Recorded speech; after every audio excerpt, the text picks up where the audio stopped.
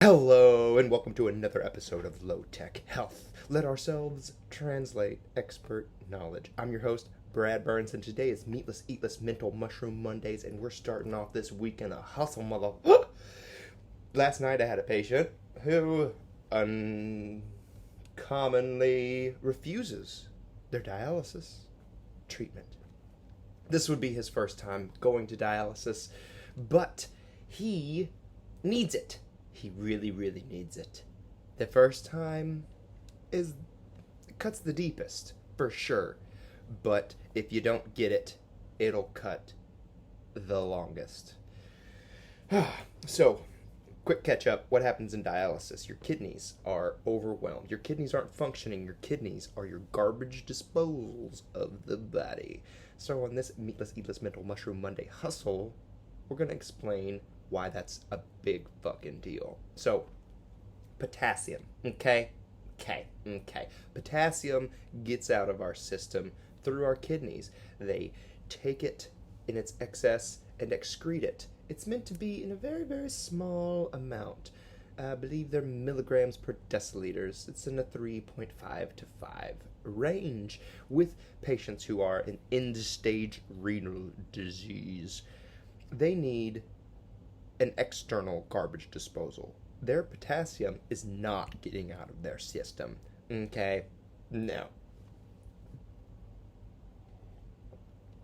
Why is this a big deal? Anyone who's been paying attention to what potassium does, it helps the heart beat. It actually helps the heart relax. When the heart can't relax, it doesn't beat again. We want our heart to beat about 60 to 100 times every minute in a nice sinus rhythm, which means it starts at the top of the heart, it ends at the bottom.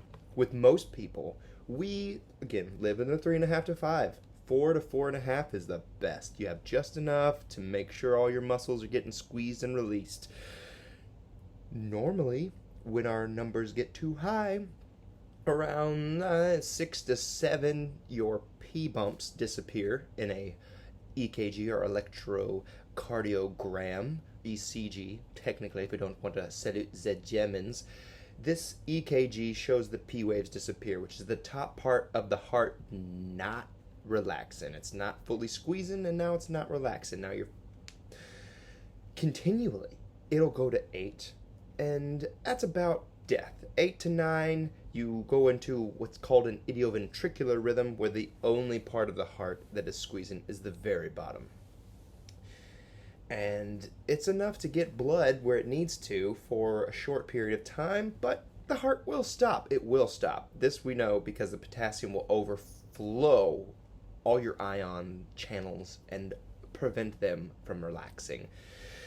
So, how do I tell that to this patient who's had a potassium of 9 upon admission? A real one, not what's called hemolyzed, which is when you draw a lab and the blood vessels burst, and with those blood vessels bursting, the intracellular becomes the extracellular. We are checking an extracellular level of potassium. When the inner cell is burst, it throws off. There's more potassium inside the cell than outside in the blood.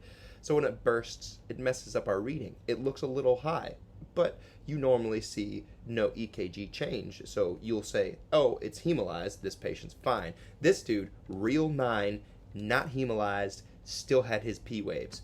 I don't know. When I started nursing school, I was really bummed out in the first semester that we didn't learn about how well the body can heal and how strong it can be and how the superhuman part of us can heal in a way that layman people don't understand. I thought I was going to be opened up to the esoteric understanding of how well the body heals. Really, they just tell us about sick people and how sick they can be, which is a superpower into itself. This man is super sick, and it doesn't make sense that his heart continues to beat, but that is why we call it a practice. And man, he is hustling. I'm telling him, hey, you know, this could be it. Like, this could be a big deal. You might not make it out of this hospital admission. And how do I tell him that? When his K has been 9.7, it's been even higher than it was this time. He's surviving it. How am I supposed to tell him he's going to die? I'm telling him, hey, shit, it won't last forever. We know you need this. It looks bad. His pressure is 180 to 200 systolic with an arterial line. Perfect, crisp waveform. Bad news bears. Bad news bears. He's pedaling towards that waterfall. But he is at such a superhuman sick level that his normal is like, I don't know, 5 to 7 potassium, which is it's too high. It's too high for your heart, for your muscles, for your urine. But it's hard to tell this guy who's got 2 tubes coming out of his kidneys, directly into his kidneys, not going to his bladder, and then another tube that goes directly into his bladder, not even through his penis. How do you tell this superhuman that he's not hustling right? I don't. And that's why I only work 12-hour shifts.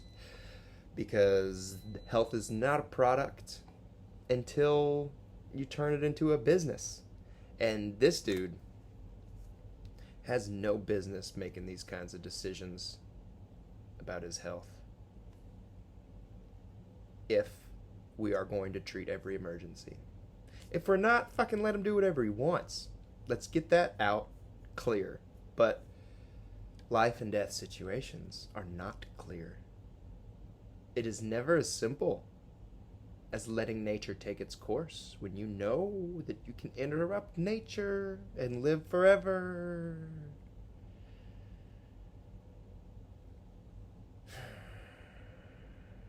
It's the Epic of Gilgamesh, lived on a second-to-second basis. We've been getting in the way of what God wants for a while. Why stop now? Let's hustle, folks.